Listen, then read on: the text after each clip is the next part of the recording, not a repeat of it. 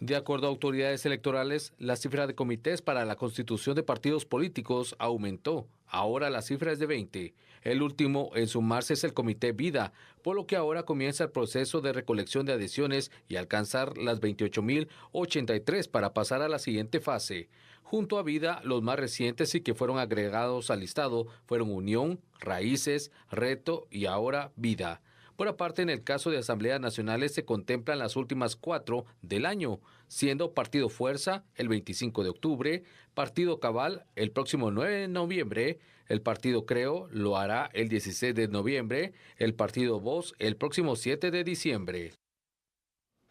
Así como la escucha, podrían sumarse a 20. Y si hablamos ya del total de partidos políticos, pues bueno, es un número bastante elevado que podríamos tener en las próximas elecciones.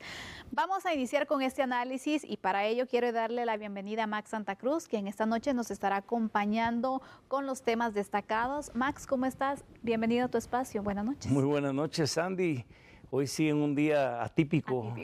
Para estar acá contigo, pero muy feliz, por supuesto, en este viernes antesala de fin de semana, y un saludo muy cordial a toda la teleaudiencia de A la Medida. Gracias, Max. Para empezar a familiarizarnos con ciertos términos, me gustaría, Max, que pudiéramos explicar un poco sobre qué son los comités pro formación de partidos políticos, en qué fase de todo este proceso para la creación de un partido político se encuentra, para poder ir explicando y pues adentrándonos un poco más sobre este tema. Bueno, tal vez empezando de que la etapa previa incluso al comité pro formación es el grupo promotor. Y el grupo promotor se constituye con un comité ejecutivo provisional, por así decirlo, un grupo de fundadores que tienen que recoger 600 firmas para pasar a la siguiente etapa, y media vez el Registro de Ciudadanos del Tribunal Supremo Electoral valide las 600 firmas de que no pertenecen a personas fallecidas o que sí son verificables o que no son repetidas y que están dentro de la afiliación o adhesión de otro proyecto político existente, pues ya se pasa a una etapa siguiente, que es la Comité Pro Formación. Ahí tienen 2 años el Comité Pro Formación para llegar a la cantidad de 28,000 adhesiones o afiliados, así como el tiempo para poder celebrar sus primeras asambleas, tanto municipales, departamentales como nacional. Esta es la etapa previa a que un comité pro formación dé lugar a la vida a un partido político, ya con todas las de ley. Recordemos que al final, hoy en día, bueno, existe cerca de 9 grupos promotores en proceso y cerca de 20 comités pro formación, que sumando los 20 comités pro formación, en el supuesto que llegan a culminar la etapa de las 28,000 adhesiones, pues podríamos estar hablando que en el próximo evento electoral del 2027 tendríamos cerca de 47 partidos políticos representados en una papeleta. Imagínense ustedes la cantidad de partidos políticos. Yo no me quiero imaginar cómo se va a ver esa papeleta, la verdad, y qué tan favorable puede ser tener tantas cantidad de agrupaciones, tantas opciones políticas para tomar una decisión al final. Y sobre todo esto, Max,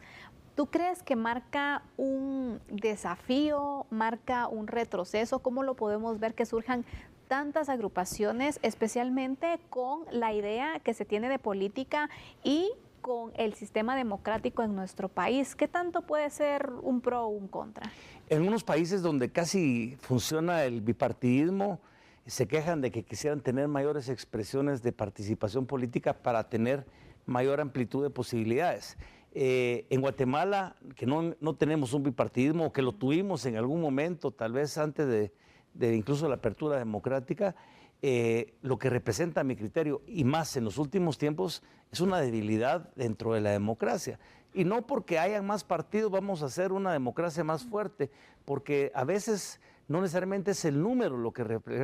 refleja una democracia sólida, sino que de alguna manera refleja el desgaste del momento político dentro de la clase política que dirige este país, desde el Ejecutivo, desde las diputaciones o desde las alcaldías, y que de alguna forma se empieza a acelerar la necesidad de contar o con nuevos vehículos o con nuevos actores, porque los que ya están en el escenario constituidos como tal, o ya perdieron credibilidad o están en un acelerado proceso de pérdida de credibilidad. Es decir, creo que este inusitado o apresurado o congestionado trámite de constitución de partidos políticos obedece precisamente a eso. Y es ahí donde uno se empieza a hacer las preguntas de que tal vez no sería mejor en todo caso, pues no reducirlo a 2, pero que los partidos que estuvieran constituidos como tal verdaderamente respondieran primero a la representación del ciudadano popular, ya sea por sector, ya sea por área geográfica, porque es válido, o bien que tuvieran una clara y definida,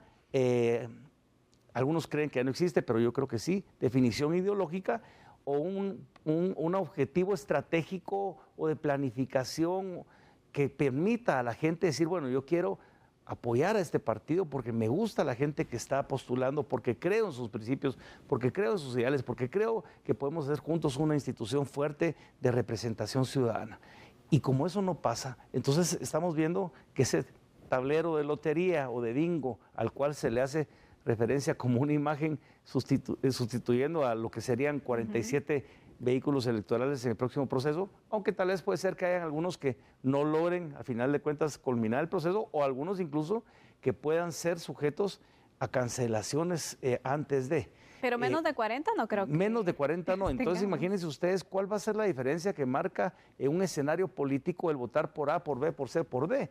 ¿Cuáles van a ser esas diferencias? Si vemos la tendencia del próximo proceso electoral, pues seguramente va a tener una línea de decisión o de oferta electoral, tal vez opuesta, no necesariamente, pero tal vez opuesta a la línea actual que se maneja desde el Ejecutivo o desde algunas de las diputaciones. Pero dentro de esa oferta electoral, ¿cuál va a ser las diferencias también para marcar que quién se hace favorecido por los votos de la población? A veces dicen, y no con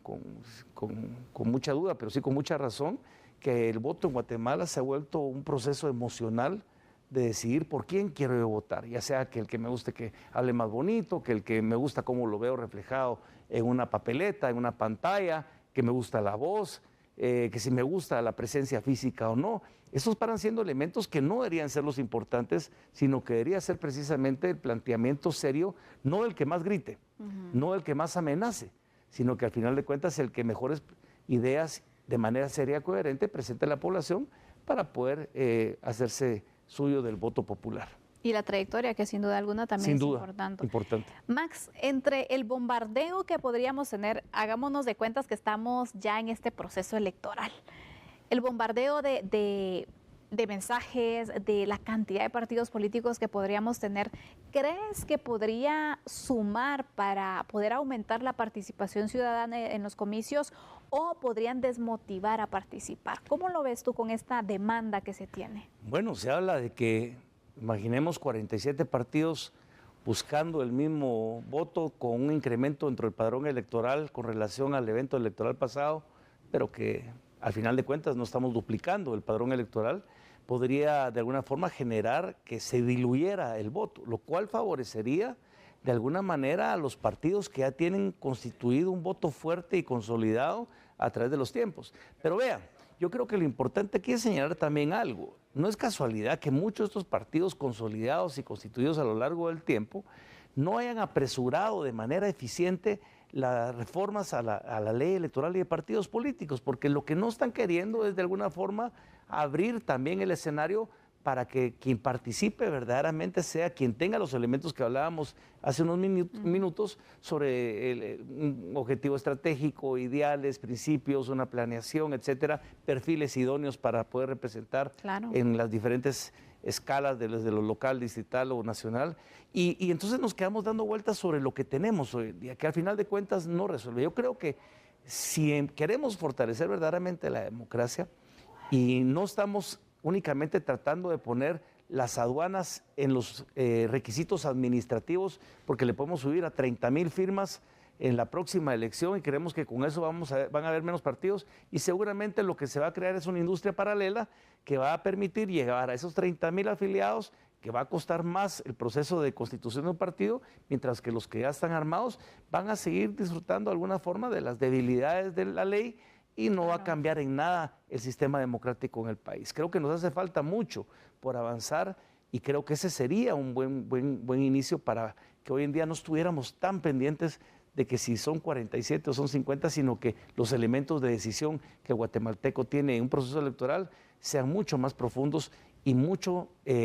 más cercanos a las respuestas a sus necesidades más sentidas. Max, ¿qué factores crees que están influyendo en que se puedan ir conformando más agrupaciones políticas y que podamos tener entonces este número pues, que ya hemos indicado, el aprox que se podría dar? ¿Qué elementos clave cree que se está dando para que esto exista? Bueno, podría tener dos enfoques. Uno, el romántico, es decir, bueno, la gente quiere tener mejores y mayores espacios de opinión y participación.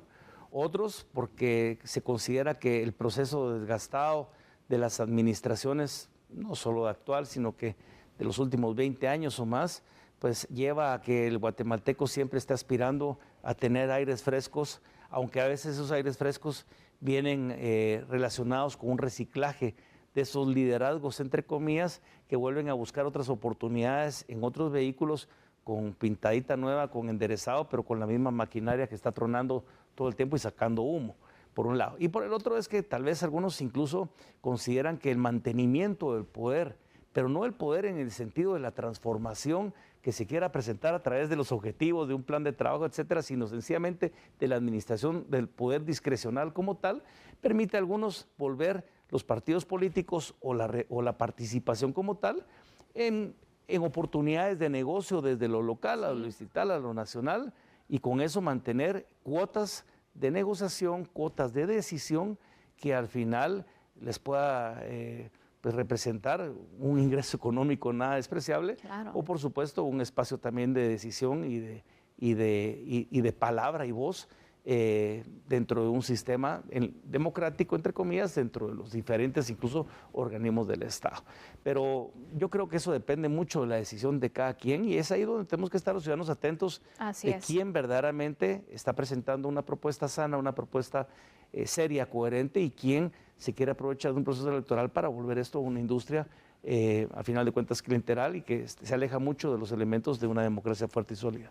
Ante tantas propuestas que vamos a tener en el próximo proceso electoral, creo que debemos ser muy analíticos, escuchar muy bien las propuestas, analizar muy bien los planes de trabajo y de esta manera crear pues esa conciencia en el voto para poder decidir sobre nuestro país. Así que vamos a cerrar así el análisis, haremos una pausa en este instante y regresamos hablando de temas de seguridad. Por favor, siga con nosotros.